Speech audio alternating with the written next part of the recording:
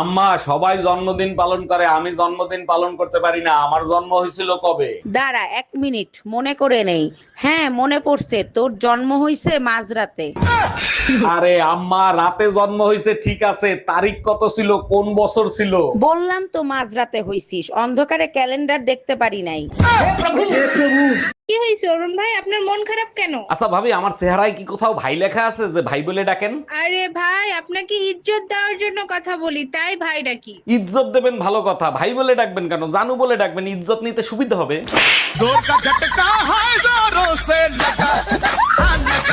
জানো কিছু মানুষ আছে ভরসার কথা বলে বেইমানি করে। আচ্ছা, ওই নান্টু ঘটকের কথা মনে আছে যে আমাদের বিয়ে করাইছিল? কেন মনে থাকবে না, উনার মতন ভালো মানুষ খুব কমই দেখা যায়। ওই শালাই বলছিল আমার উপর ভরসা করেন, আর ভরসার মায় রে বাপ।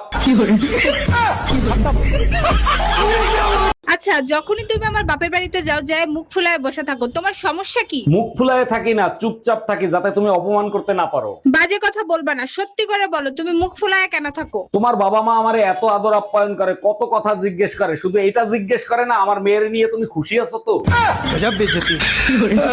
পিজাটা জুড়াইয়ে গেল। অরুণ ভাই, মন থেকে ভালোবাসলে 1 বছর কেন, এক যোগ করে দেখা হলেও কলিজা জুড়ায় যায়। চুপচাপ শুধু দেখলাম আর মনে মনে ভাবলাম ওকে ছাড়া আমি থাকতে পারবো না। সত্যি আপনার ভালোবাসার গভীরতা সমুদ্রের মতো। তা কখন কোথায় দেখা হলো? সকালবেলা আলমারি থেকে যখন শীতের জ্যাকেট বের করছে।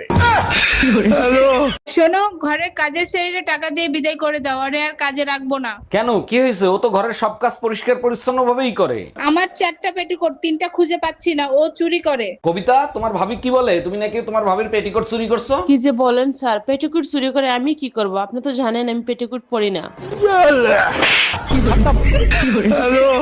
দেখো সুমা, ধৈর্যের একটা সীমা আছে, কখনো সীমা লঙ্ঘন করবা না। আমি অশান্তি করি, ওটা আমার বিয়ে করা অধিকার। তুমি অশান্তি কেন করো? হে প্রভু, কি অশান্তি আমার ঘাড়ে দিলা, কি অপরাধ করছিলাম আমি?